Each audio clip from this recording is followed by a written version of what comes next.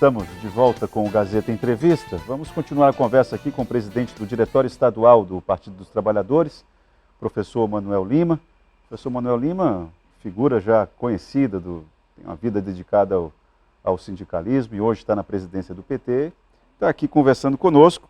Ele formulava críticas, estava formulando uma série de críticas, sobretudo na área econômica, e claro, relacionando isso à gestão de Gladson Cameli. E a pergunta que ficou para que ele respondesse é: em que medida, boa parte desse cenário de exclusão também não é fruto, é uma consequência dos 20 anos do governo do PT? Então, como nós estamos aqui falando da candidatura do Jorge Viana ao governo do Estado, para quem não lembra, quando o Jorge deixou o seu segundo governo, nós tínhamos 17 prefeituras na nossa base da Frente Popular. Das 22, né? E 12, das 22, 17 prefeituras e 12 eram do PT. Quando o Jorge Viana deixou seu segundo mandato, a gente tinha mais de 50% da base da Frente Popular dos deputados federais. Jorge Viana deixou, dos 3 senadores que o Estado do Acre tem, os 3 eram nossos. Depois é que o Geraldinho saiu. Mas os 3 eram nossos. A gente tinha o governo do Estado e a gente tinha a Prefeitura de Rio Branco, que é a capital. Então, eu estou aqui falando da gestão do prefeito Marcos Alexandre. Ou da gestão do nosso governador Jorge Viana. Eu estou falando do Marcos Alexandre porque o nosso vice-governador também saiu de um primeiro mandato com mais de 80% de aceitação, como foi o Jorge Viana quando era governador. Quando era prefeito. Foi quando era governador, Jorge Viana quando era governador. Perdão. O Marcos Alexandre, quando era prefeito, saiu com mais de 80% e foi reeleito com a esmagadora votação, pelo reconhecimento de quem trabalha. Então, nós não estamos apresentando qualquer nome. Nós estamos apresentando Jorge Viana, candidato ao governo do Estado, Marcos Alexandre, candidato a vice, Nazaré Araújo como a nossa senadora, pela sua história, pela responsabilidade, inclusive, que tiveram quando estava na gestão do Estado. Todo mundo pode questionar o PT, porque às vezes querem particularizar o debate. PT, a igreja, se é da Assembleia de Deus, se é a igreja católica, se o cara é do Corinthians ou do Flamengo, o debate não é nem partidário, nem religioso e nem de quem é o time de futebol, pessoal. O debate é social, é político, é econômico. Porque se a gente não tiver responsabilidade com esse Estado, de entender que naquele momento, mesmo com o senador eleito, mesmo com o deputado estadual eleito, mesmo com a senadora, candidata a senadora, que estava nas pesquisas, inclusive entre os melhores como deputado federal, se a gente não tivesse essa compreensão, deixa o Jorge Viana virar senador, deixa o Marcos Alexandre ser o mais votado.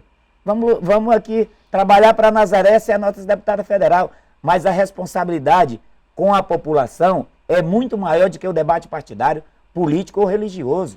Mas, Manuel, o que eu te perguntei foi: esse cenário de exclusão econômica e social que você estava relatando, em que medida você colocou aí uma situação de praticamente um controle do ponto de vista político do partido? Por que mesmo diante de um cenário tão favorável do ponto de vista político partidário, não foi possível distribuir mais a renda, distribuir melhor a renda, desconcentrar a renda? Queria que você falasse a respeito disso, porque Gladson Cameli ainda nem terminou o 4º ano do mandato dele, e a Frente Popular ficou durante 20 anos. Então as pessoas, eu estou falando isso, eu estou dando eco aqui a um raciocínio que está posto aí por muitas pessoas também. Eu queria que você respondesse isso. Vou lhe responder dizendo o seguinte, tá? O telespectador e para você. Você já fez uma comparação de 2 anos de governo do Jorge Viana com os 4 anos do governo do Gladson? Do Gladson. Você já fez uma comparação? Não fiz. Se você fizer essa comparação e o telespectador fizer também, ele vai dizer realmente, sobre fatos não tem argumento. É impossível comparar.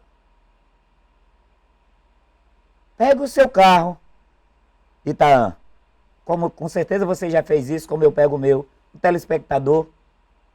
Pegue lá de Acrelândia, ou de Brasileira, de onde você quiser, atravessa a cidade de Rio Branco, olhando o nosso estado, e vai lá para Cruzeiro do Sul, e me diga qual foi a obra desse povo que ganhou a presidência da República, que ganhou o governo do estado, que tem a bancada de federal, que tem os senadores. Qual foi a obra que esse povo fez mesmo? Então, o que eu estou dizendo para ti, que o debate, a sua pergunta, a resposta mais adequada no momento, respeitosamente para você, que eu respeito muito, é que sobre fato não tem argumento. Você anda o estado inteiro e você não encontra uma obra desse pessoal que ganhou dizendo que ia fazer muita coisa e até agora não fizeram nada. Itaã, o servidor público, eu sou professor, Itaã. Estou terminando, inclusive, meu mestrado em educação.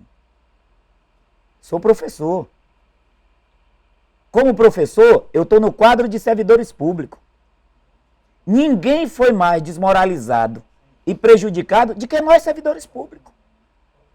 Você sabe o que aconteceu com a gente, servidores públicos?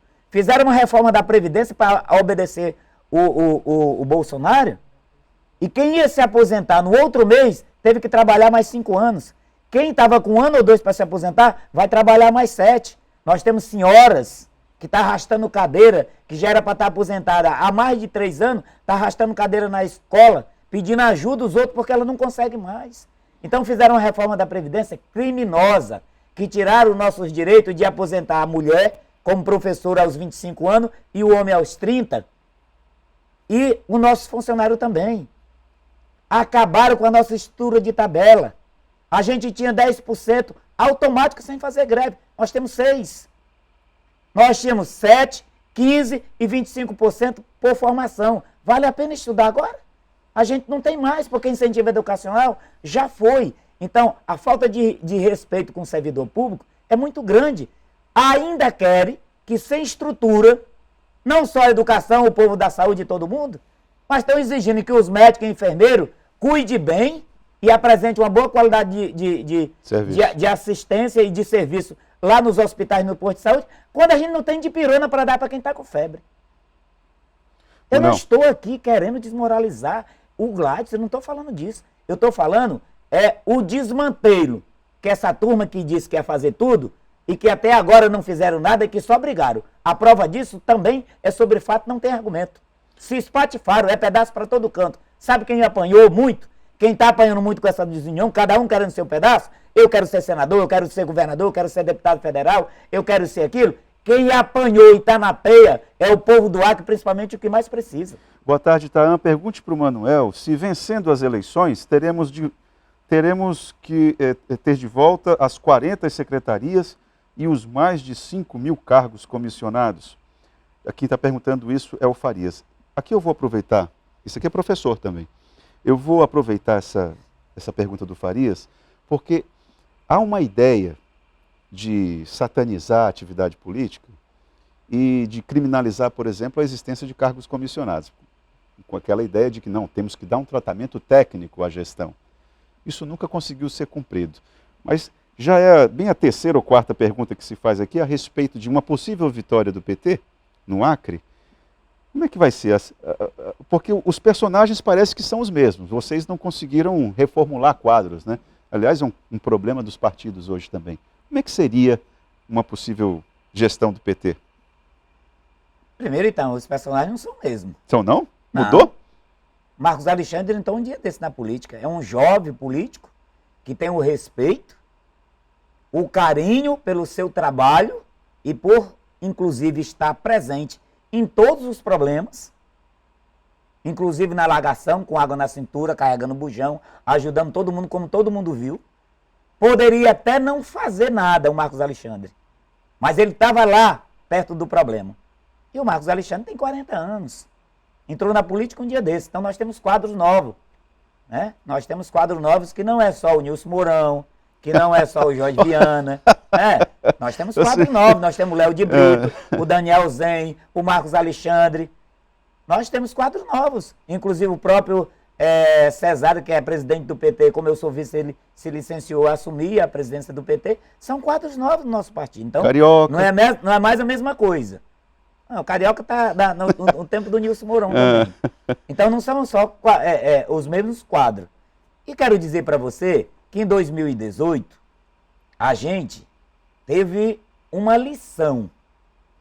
E a gente entende aquele recado do povo como um recado de que a gente precisa refletir. Em 2 pontos, então. Primeiro, o que a gente errou durante esse tempo que a gente estava na gestão, a gente não pode errar mais. Isso aqui é determinação do nosso pré-candidato Jorge Viana, Marcos Alexandre, Nazaré, a nossa bancada de deputados estaduais e federais. O que a gente errou, o que a gente sabe que não deu certo, isso a gente não pode fazer mais. E o que deu certo, a gente tem que fazer mais e melhor. Essa é a posição nossa. Então tem uma diferença em relação a essa questão de que vai ter um monte de secretaria, um monte de cargo. Estou respondendo dizendo para você o seguinte, o que deu errado, que trouxe inclusive uma grande derrota para a esquerda no Acre em 2018, é uma lição do povo acreano que não está dizendo que aquele povo não gosta da gente, não. Era para dizer que você estava errando demais. Vocês podiam estar acertando, mas teve erro que vocês deveriam ter corrigido. Então agora é um compromisso do nosso candidato, pré-candidato Jorge Viana, aquilo que a gente errou, a gente não erra mais. E o que a gente fez, que deu certo, a gente multiplicar e fazer mais e melhor, porque o povo do Acre precisa. Pergunta ele aí que o PT foi 20 anos no poder e deixou o Acre um caos. O professor Manuel Lima está equivocado. Só ele que não vê. Quem perguntou? Eu queria até pedir uma gentileza. Você coloque o seu nome, a sua cidade ou o seu bairro. É importante para a gente dar identidade às perguntas. Não se preocupe, não. A sua pergunta aqui vai ser lida da maneira mais cristalina possível, né? Mais clara possível. Eu só peço a você e lembro que você precisa fazer uma pergunta. Você não precisa agredir ninguém, perfeito? Não se identificou, mas, enfim, é uma percepção de que vocês estão equivocados, passaram 20 anos e deixaram o Estado um caos. Eu não sei o nome do telespectador, mas quero dizer que toda posição eu não concordo, mas eu respeito, tá? Porque eu acho que é isso que nós temos que fazer. Tanto que nem todo mundo pensa igual. Eu acho que é a diversidade de pensamento que faz, inclusive, a gente construir o rumo para melhorar a vida de uma sociedade que está clamando por justiça social, que precisa de emprego, que precisa de trabalho e que precisa de comida. Não é muito fácil para quem veio da onde eu vim, ver todos os dias, como o Jorge Viana, como a Nazaré, como o Marcos Alexandre, os nossos pré-candidatos estaduais a federal e estadual, ver quase todos os dias nas visitas dos amigos, nas conversas. Todos os dias que a gente sai na rua, a gente vê alguém numa lixeira atrás de comida. Todos os dias que a gente sai na rua, a gente vê alguém com a criança do lado e uma plaquinha assim, estou com fome, preciso de comida, preciso de emprego. Pode ter certeza que a nossa federação composta por PV, PCdoB e PT tem muito orgulho dos nossos pré-candidatos a governo, a vice e ao Senado. Porque eles renunciaram à vontade própria para atender esse pedido do povo. Não haverá, é a primeira coisa que um governo tem que fazer, e o Jorge Viana, governador, vai fazer. Não haverá gente na rua pedindo comida, gente na rua nas lixeiras, atrás de comida, porque esse país e o nosso estado tinha saído do mapa da fome. Sobre fatos, Zita, não tem argumento. Eu estou dizendo para você que o Brasil tinha saído do mapa da fome. O Brasil hoje tem mais de 40 milhões de pessoas que come, que se alimenta hoje e não sabe se amanhã vai se alimentar e alimentar seus filhos. Isso é fato. Não sou eu que estou dizendo. Então, assim, que caos? O caos de uma educação que tinha 17% de professores formados e quando o Jorge Viana saiu, deixou 97% dos professores formados em nível superior? O caos que um monte de professor dava aula debaixo do pé de mangueira, com o banco lascado de Machado. E quando o Jorge Viana saiu, deixou escola para todo mundo, inclusive na zona rural. O caos da onde a gente não tinha segundo grau e nem primeiro grau em todos os municípios, e o Jorge Viana saiu e deixou, inclusive, nível médio e superior em todos os municípios. Mas, Itaã, há anos que tem pessoas na rua pedindo comida, não é de hoje não.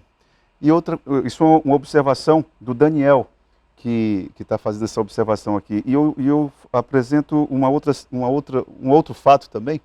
Parte do governo de Gladson não tem ex-petistas ali? Ex-pessoas que compuseram o governo do PT? Isso não chegou até a ser muito comentado na imprensa? O Gladson teve problemas, inclusive, com os aliados em função disso. E aí? Tá. Essa pergunta você responde ela melhor do que eu, porque você é do campo da comunicação. E como você acompanha isso há muito tempo, mas eu vou responder para você e para o telespectador. Nós temos partidário não só do PT, tá?